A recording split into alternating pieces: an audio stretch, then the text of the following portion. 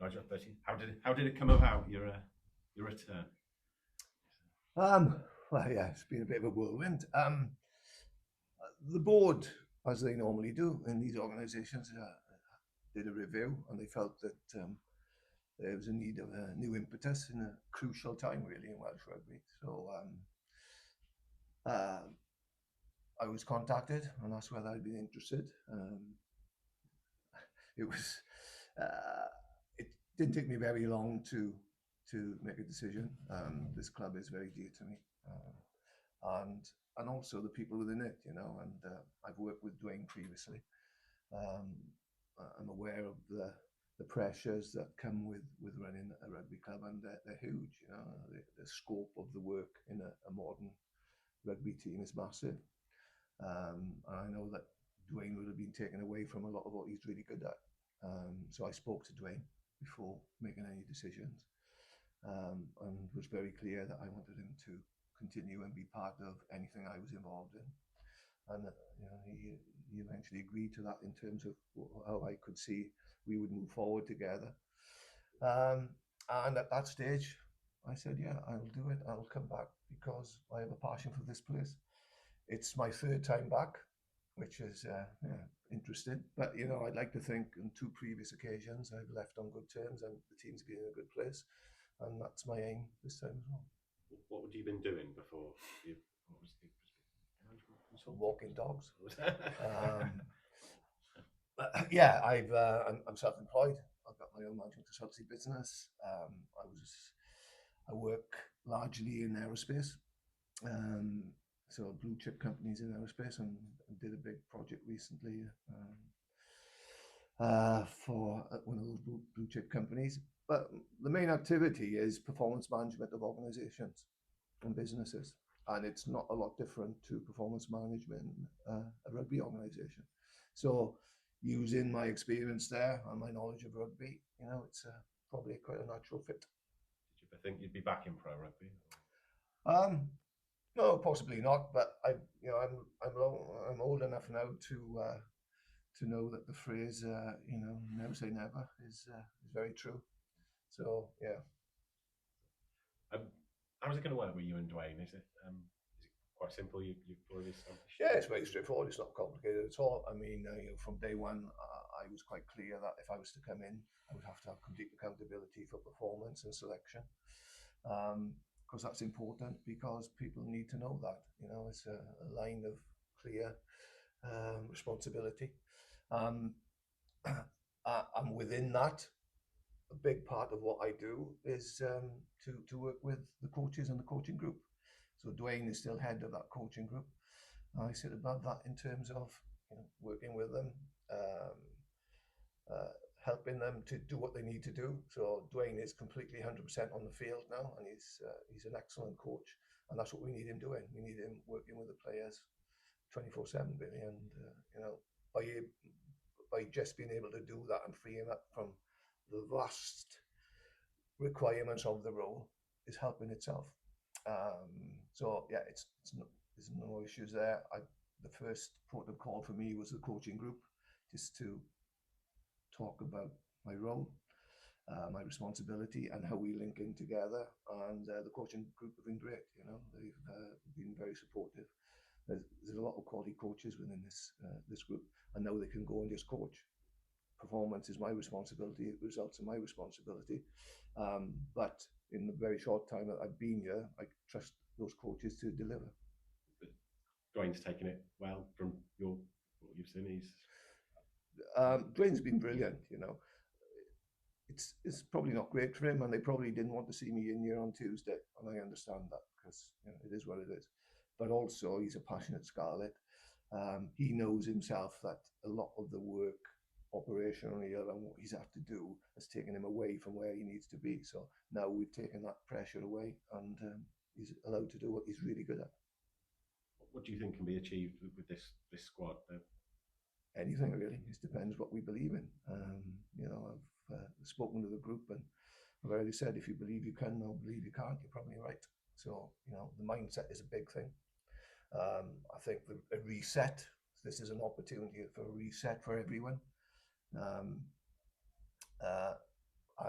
You know, honestly, I'm excited by the group. I think we've got some tremendous players. We've got some tremendous coaches.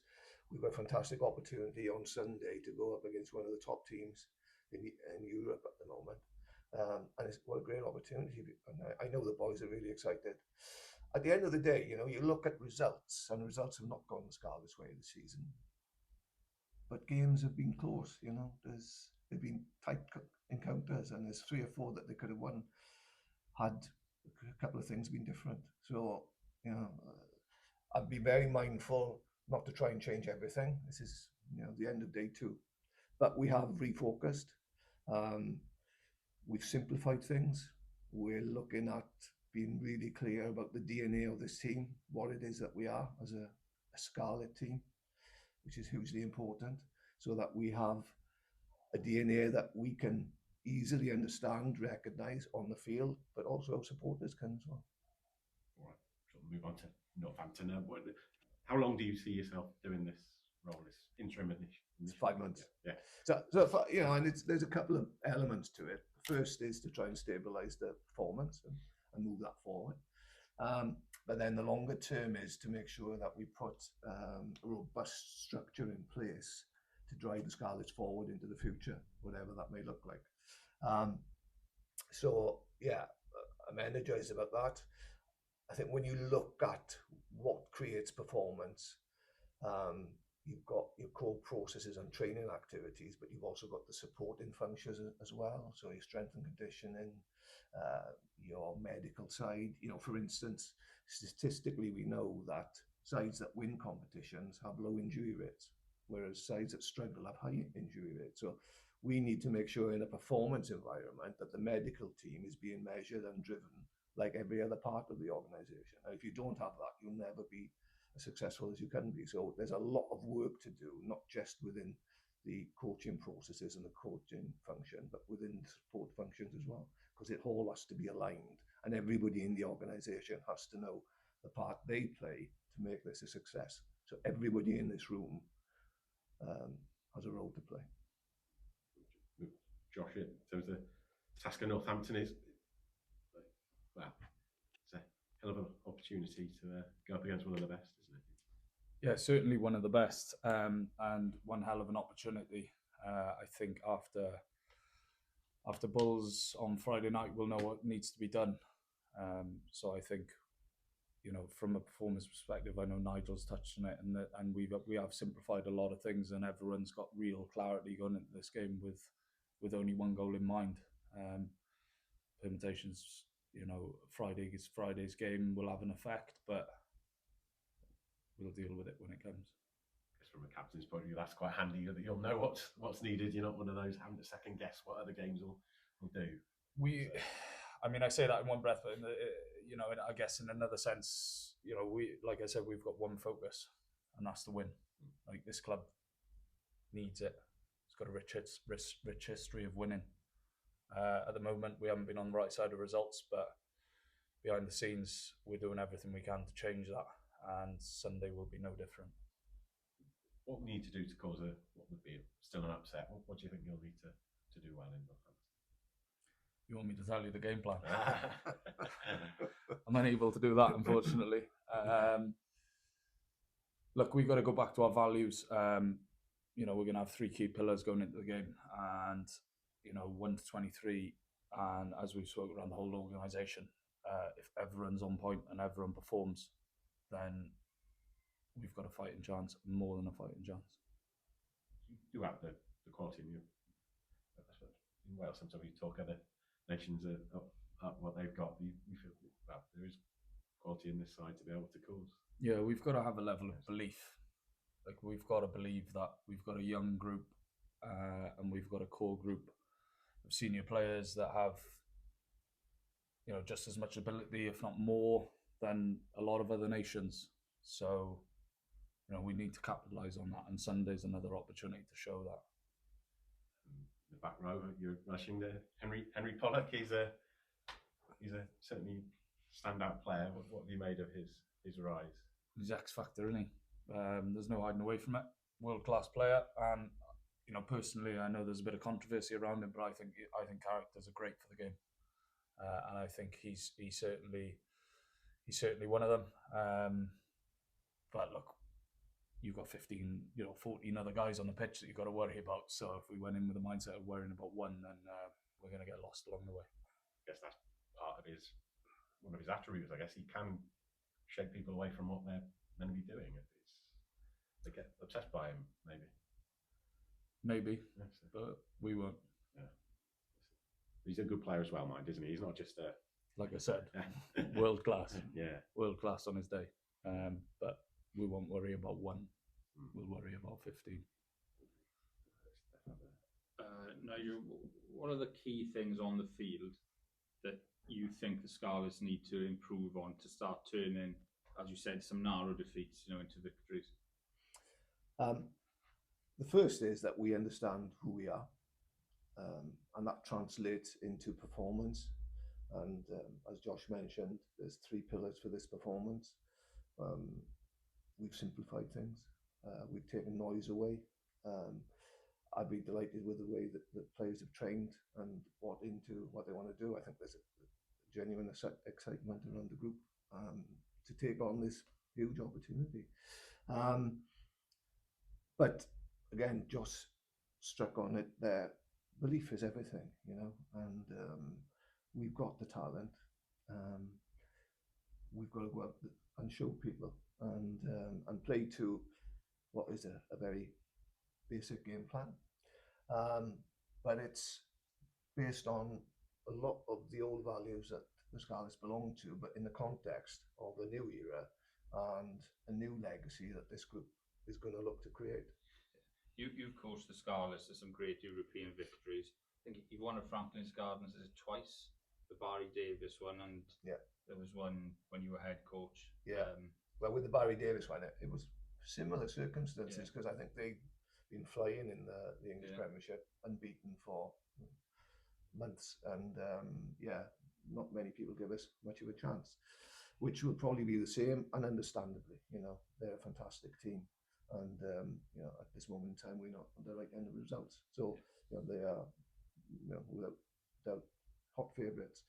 We have to show them full respect, and we'll do that with making sure that we're in the right place to play and perform. Yeah, because obviously the Scarlets had a reputation of being like a good cup team that could win like big one-off games. You've done it as a player and a coach.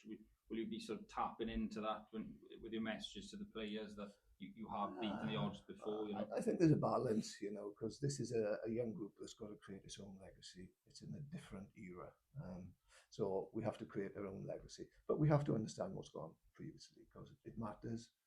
It really does. And players can build off that. We're playing against a fantastic traditional club in England as well. And I have memories as an 18-year-old playing my first game up there for the Scarlets. We always used to play against Northampton, 2 fantastically traditional clubs. Now, in the world that's ever changing, that's really quite important. Unfortunately, I have tapped into some of the history of it, but I'm not overly concerned about that because these boys can make their own legacy. And, why do we remember those great teams? Because they had great results. How do we remember this great team? We've got to get those results. So we could create our own legacy. Just a bit of housekeeping. Any injuries? Sam Costello, is he approaching fitness? Yeah, I think we're pretty good with injuries. I'm really happy with the team I'm able to select. I'm really happy. There's a couple of combinations that I'm looking forward to seeing. And I think we're in a privileged position that we're going to have a really strong bench that can impact the game as well. So I'm really happy with the group that we'll have going up. Is Sam fit or is it still a while? He's in contention for selection. Right. That's obviously a boost because you would argue that he's been missed in terms of game management and the whole game plan. Yeah, he's a natural 10. Without a shadow of a doubt, and it's different. With Joe, I think he's a fantastic rugby player, and we have to be careful with Joe because he's been moved around a little bit. But I know, he knows as well his best position is 12, and we've got to develop him in that role. He played against New Zealand and he just amazed everybody with his ability. We've got to get him back into that role. I think as a ball playing 12, being comfortable to play a 10 is useful, but it's not the primary role. But it brings good attributes to our game as well. It gives us 2 first receivers. It gives us 2 communicators in those positions. And Sam will benefit potentially from Joe's ability to understand the pressures that he's under and communicate to him, and that's valuable. Great. Can I ask you a few questions? Just as the club captain, how difficult has it been? Because as you said, like there's been a lot of games you maybe played well in, but the results haven't gone your way. I mean, has it been tough to keep the boys' confidence up, and with all the pressure around Peely as well? Has that been difficult to sort of manage as a captain? To a certain extent, yeah. It has been pretty tough. We've been on the wrong end of a couple of tight games, which is always hard to manage on a Monday, because if you come out on the right side of them results, then Monday morning feels a lot different. But I got all the faith in the boys and in the team that we've got. It's about getting the belief that we can go and nip them tight games and hopefully turn it around. Yeah. And in terms of Nigel coming in, like when were you told? Were you shocked when you heard the news? What was your sort of reaction to it initially? Look, I think having someone of Nigel's experience, whether that's in business or performance in rugby world, is invaluable for us. And I think the change has been received really well. I think a lot of the players, have really got on board. There's been a level of excitement this week around it. Obviously, Dwayne's done a cracking job, over the last 4 years, is it 4 or 5 years that he's been. And I think it's great that he's staying around as well, because he's going to be a vital role, from an attack perspective as well. But to reiterate, having someone of Nigel's experience coming in and leading us to what is hopefully going to be a successful change is going to be really important, and it's an exciting time for us as a club. Yeah, obviously, you're on the field and you're in the thick of it. Does it feel like you're far away from turning a corner? Do you think that there are quick fixes you can do to start turning narrow defeats into victories? I think simplifying it's going to help. Like we've alluded to, simplifying it is going to really help, because it gives the boys a level of clarity, and then you can bring intent and you can go and show what you're good at. Yeah. I'll keep going back to that belief, but because as a young group, in transition, change, you've got to have belief. Without belief, it doesn't get you very far. So to turn them little, 1-2 point games around, and then final 20 minutes, if you believe you can do it and you tell yourself you can do it, then anything's possible. Yeah, and in terms of Northampton, it's kind of a knockout game, isn't it? You obviously know what you need to do by the time the game comes. Is that a positive as well, that you have a big game like that? Because if you can get a victory in Northampton, those are the type of games that can sort of turn the season potentially. I know it's a tough ask, but yeah, no, these types of games are why you play rugby. Yeah, you go up to a packed house. Just a word on the supporters that are coming up as well. We've got 5 busloads, 500 plus. That hasn't happened for a good couple of years.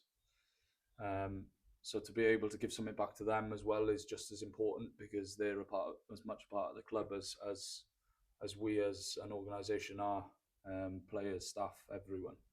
So to get a scalp on Sunday would mean a lot, but we've got to stick to what our game, what we're good at, and then hopefully it'll be enough.